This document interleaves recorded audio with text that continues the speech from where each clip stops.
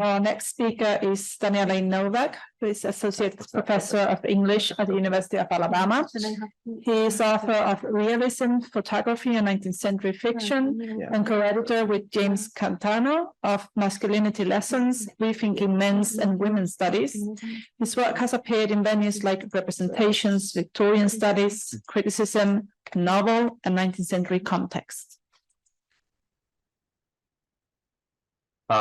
While this is getting set up, thank you again to the organizers of this conference. It's been amazing so far. And I think we'll see a lot of parallels here, especially between outlawed sexuality to this paper. So, okay, yes.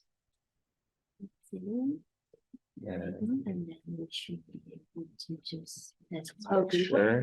Yes, okay. It works.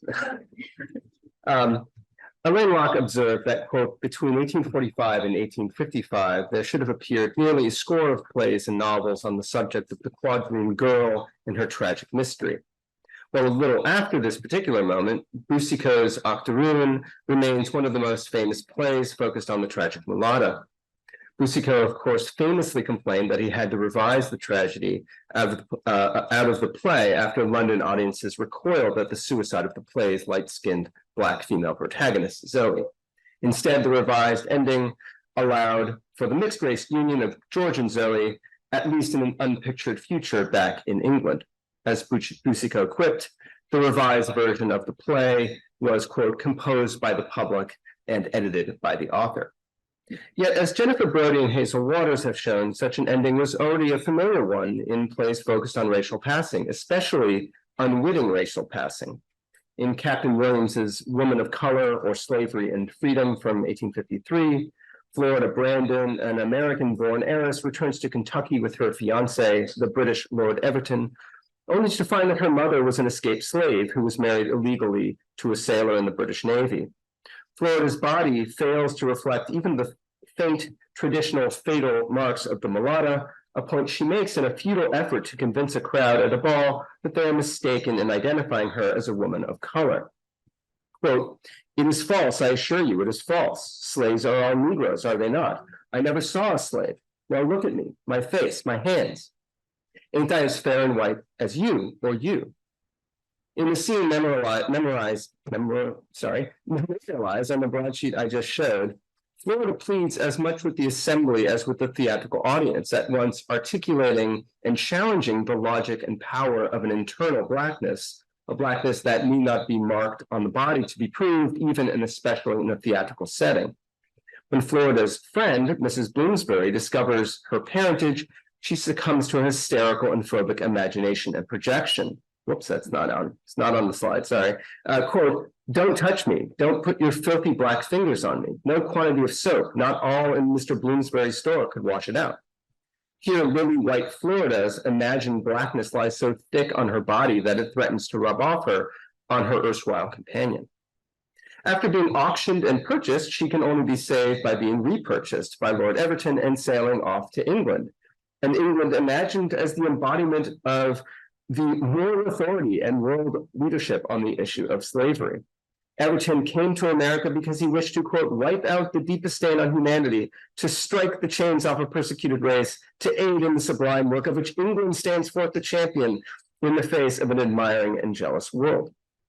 Florida's race and nationality is effectively erased and replaced by Everton's. Quote, "You have no country, I make mine your home. You have no name, I give you mine. You have no place in the social scale, no rank in the world's table of precedence. I adopt you into an old noble family, and I make you an English peeress."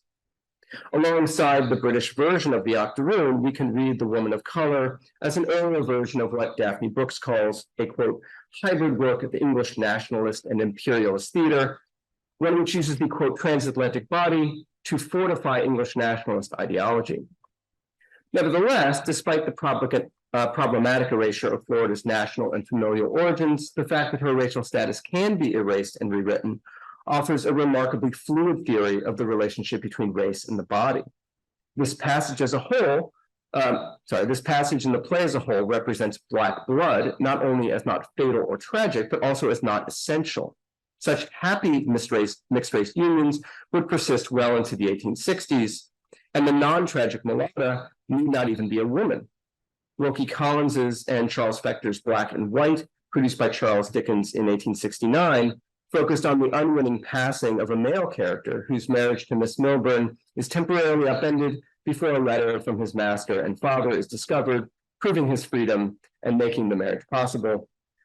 Quote, "I live again, you are free." The Count replies, "No, I am your slave."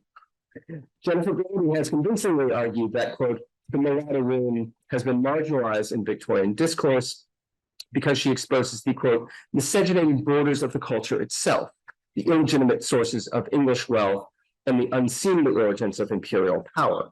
She is perpetually being erased or effaced in an effort to stabilize and reify the tenuous permeable boundaries between black and white, high and low, male and female, England and America, pure and impure." Yet I focused on these plays and their common plot, including, I think, the revised Octoroon, to show that the Victorian stage was often used as a site for emphasizing the instability of these various boundaries. And Kate Newey's keynote yesterday talks about the racialization of the, quote, native white British Australian in ways that destabilize how we think about whiteness. One aspect that sets the Octoroon apart, of course, is its staging of photography in the implicit but thwarted premise of making racial identity, or rather racial liminality, visible.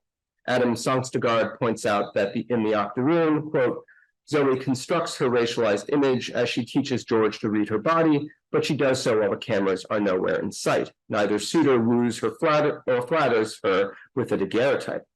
Instead, of course, the camera acts as a deus ex machina to deliver an admittedly fantastic model of racial and poetic justice for a murdered slave and a falsely accused Native American." As it turns out, however, a play very similar to Boucicault's, with the ending very much like his revision, and a photography plot appeared before Boucicault's play debuted at the Adelphi in 1861. The Quadroon, or the Sun Picture, debuted at the Surrey on December 8th, 1860. Boucicault, of course, was so prolific an adapter of French plays that by the time of his death, his name was turned into a synonym for having plagiarized and pilfered. And when I first saw this play, the anonymous author of the Quadroon appears to have Boucicault, whose play, of course, debuted in America in 1851. Instead, as I'll show, the Quadroon offers a more attentive adaptation of one of the Octoroon's most important sources, Mayne Reid's novel, The Quadroon, or Lover's Adventures in Louisiana, which was already being adapted for the stage in England before, during, and after Boucicault's play, as this playbill from the Eastern Opera House Pavilion Theatre shows. At the same time, it borrows more than Boucicault does from his source for the photography plot, Albany de Grenier-Fonblanc's story, The Filibuster, A Tale of Nicaragua. So rather than an act of plagiarism or simply an adaptation of Boucicault's play, the Quadroon is a pastiche of the sources Boucicault drew on for his play, along with unmistakable elements of Boucicault's, a kind of meta-adaptation. What emerges is a play that offers a different representation of the figure of the photographer and the dynamics of a gendered racial visuality. Photography, of course, had appeared on the stage before the Octoroon, and Tom Gunning has shown that a variety of works from stage to screen explored the idea of catching the, quote, act of malefaction on camera. Nevertheless, Victorian plays featuring photography as evidence are rare. Instead, Boucicault borrows this idea, as I just mentioned, from this short story, The Filibuster, which is set during the invasion and conquest of Nicaragua by the American William Walker's private army in 1855. Nevertheless, the story focuses mostly on familiar melodramatic tropes of mysterious parentage, lovers separated, near executions, and villains exposed.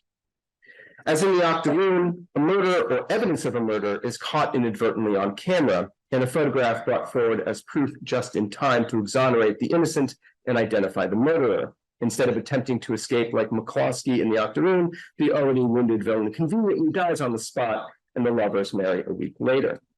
The appeal to the photograph as, quote, God's blessed light that cannot lie, seems to echo, or in one sense presage, Scudder's claims about photography in the Octoroon.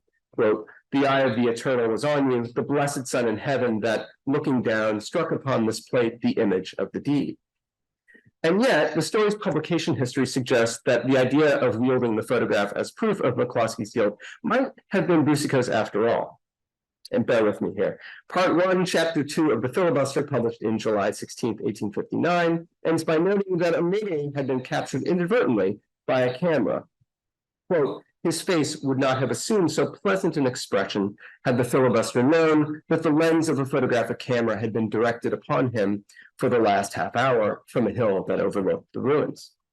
But the story was interrupted at the end of July 1859 because of a change of management in the London Journal.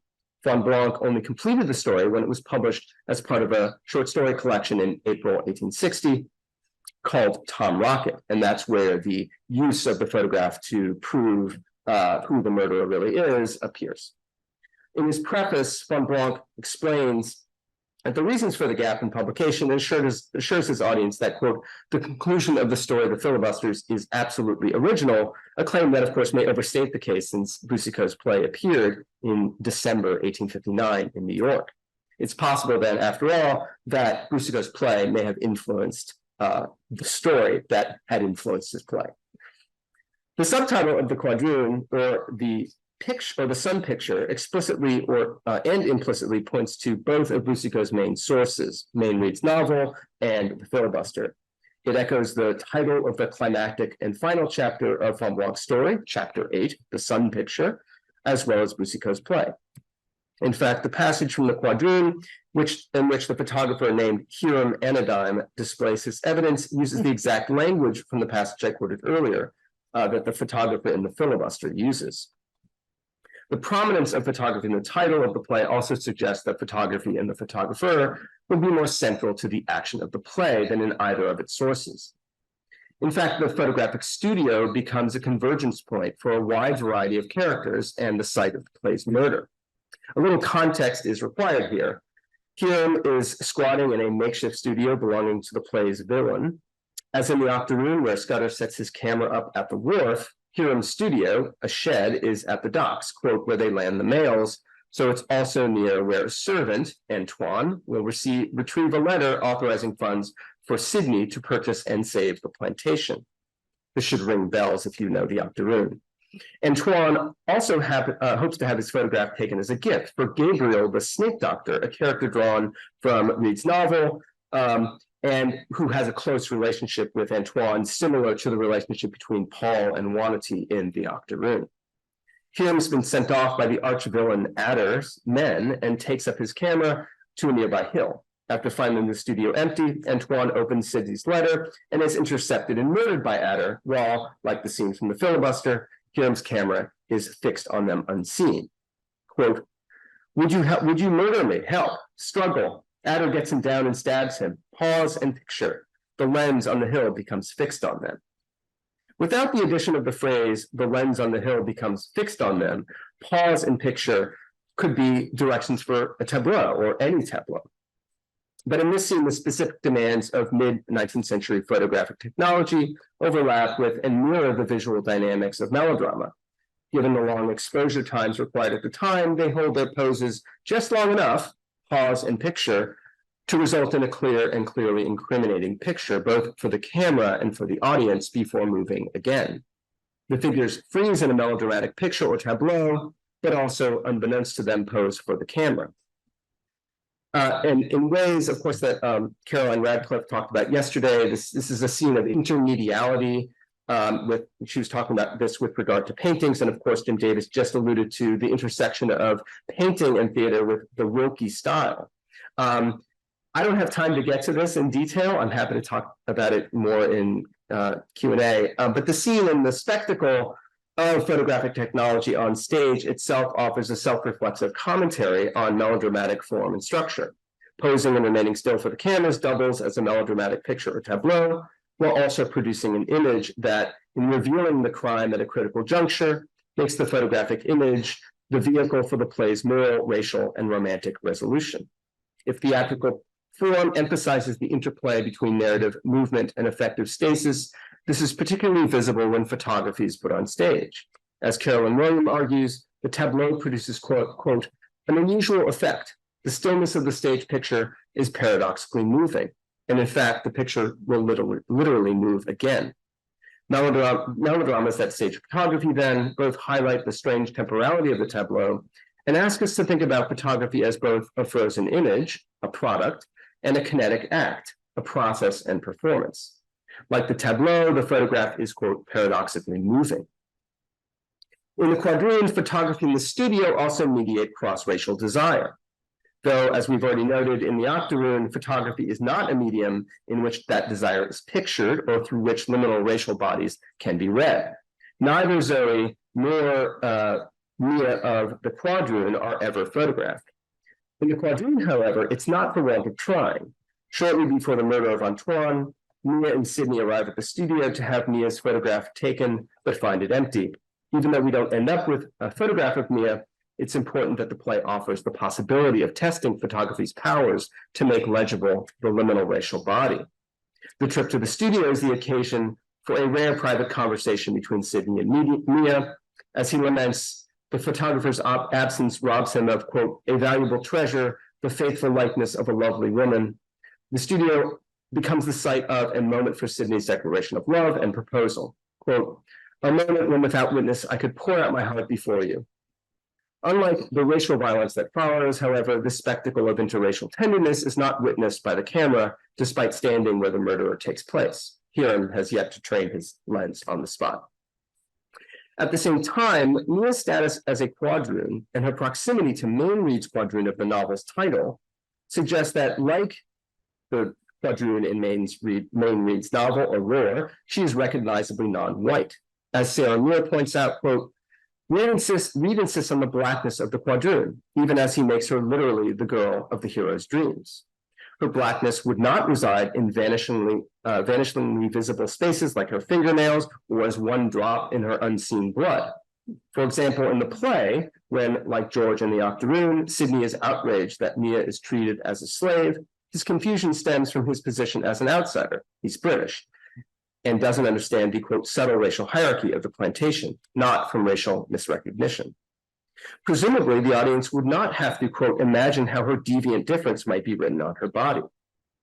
And yet, in ways that highlight the question of racial legibility, the quadroon awkwardly imports Boucicault's scene and language of Zoe teaching George how to read signs of her blackness, so awkwardly that Mia describes herself as an octoroon rather than a quadroon.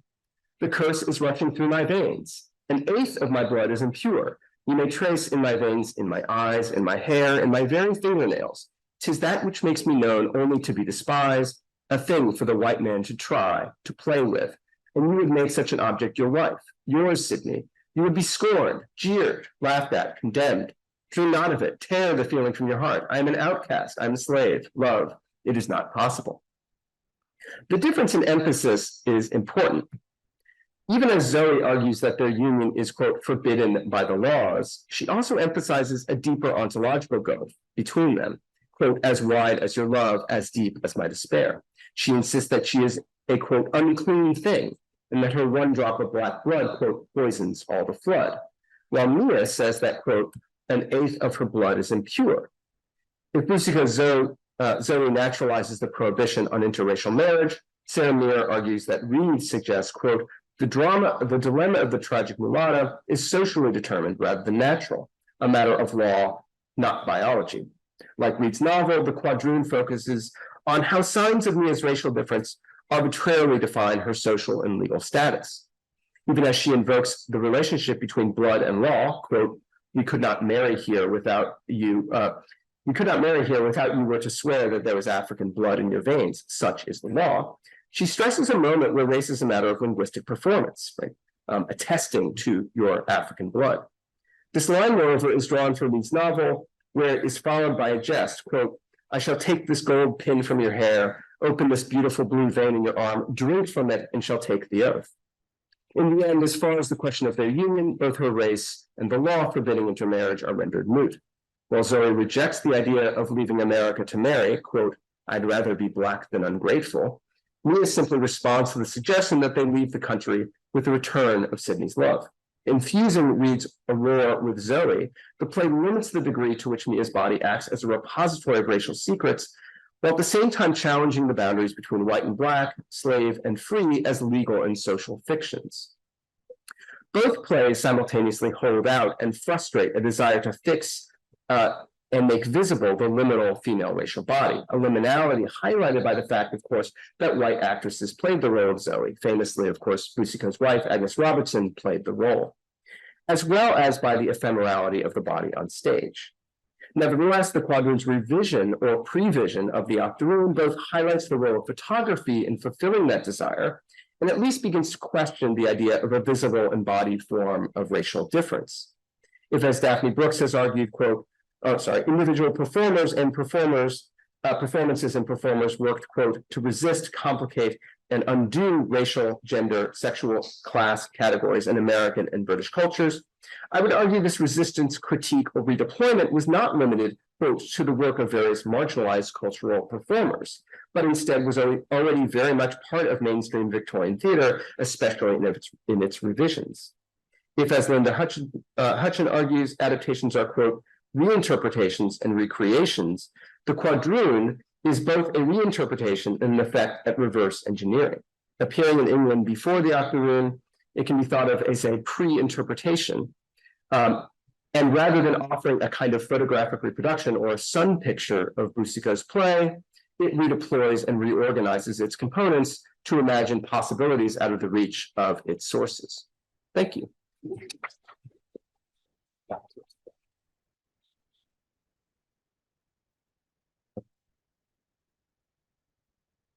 Right, so thank you for two wonderful papers, and I'm sure that we have questions from the floor.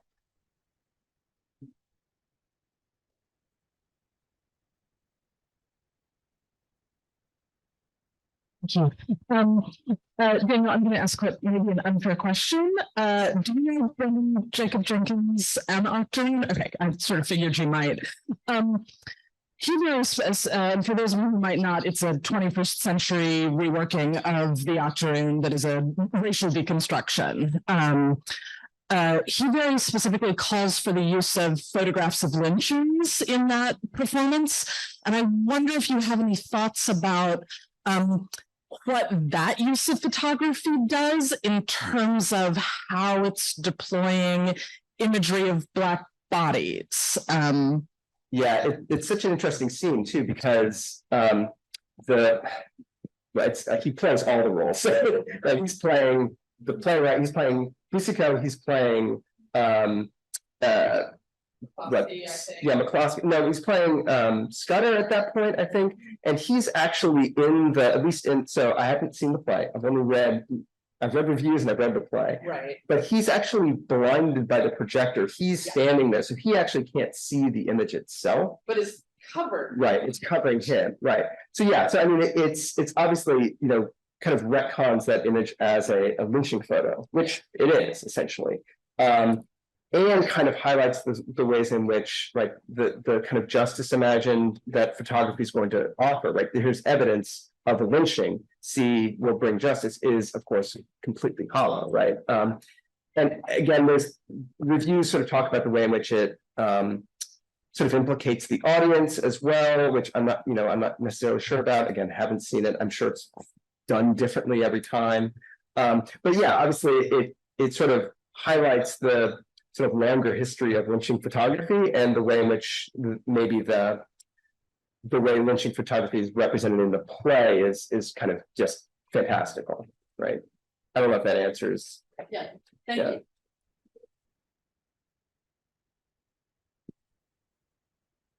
I suppose I've got a question for Jim. I really enjoyed your presentation and was wondering if you could maybe talk a bit more about the influences and plays that Roderick was consuming. Because I mean, for me, your description of the Romance of the Princess sounded very similar to Michael Field's Attila My Attila, Michael Field being the lesbian Artemis couple who write a closet verse drama about a princess who marries someone below her station and all that kind of queer unsettling of love. So I was just wondering, who was Roderick reading, and why do you think she's reaching back towards these older sources or writing in the tradition that she does?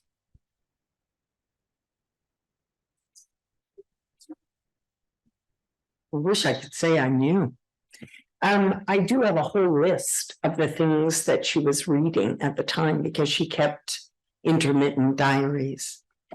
But none of them are things, they were largely texts, some canonical, but largely popular texts contemporary to her age. But to answer the question, why did she reach back? I mean, her source was a 12th century German source.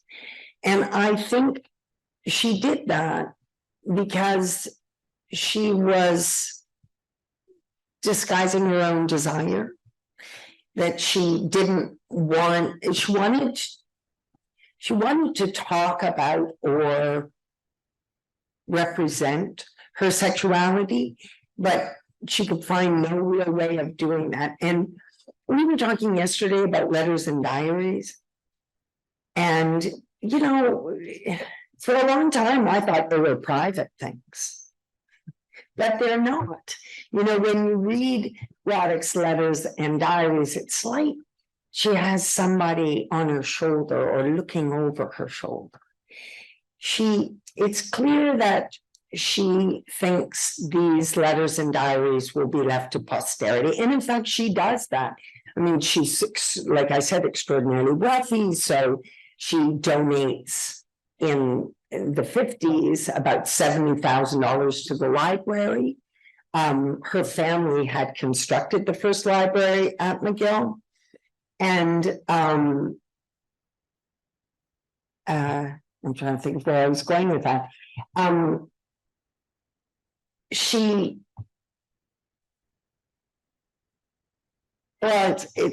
It's quite clear that she can't speak in her diaries or her letters about what she really thinks and feels. There's very little indication in those documents about anything with respect to her emotions.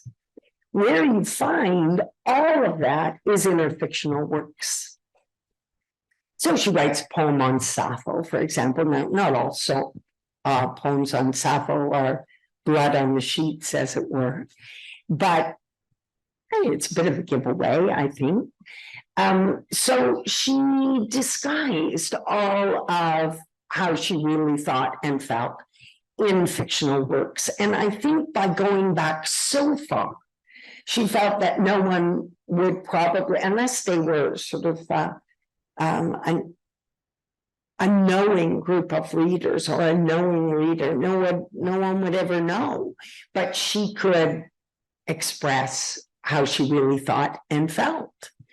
So I don't know what the real relationship is between what she was reading and what she was writing, but I do know that she disguised what she really felt and thought in her fictional works, and not just this one. She wrote 9 plays, and some of those are kind of faux Indian plays. She was made an Indian princess by the Gananakwe indigenous people for bestowing upon them a longhouse. But all of the other plays, about 5 or 6 of them, function like this one and can be read like this one.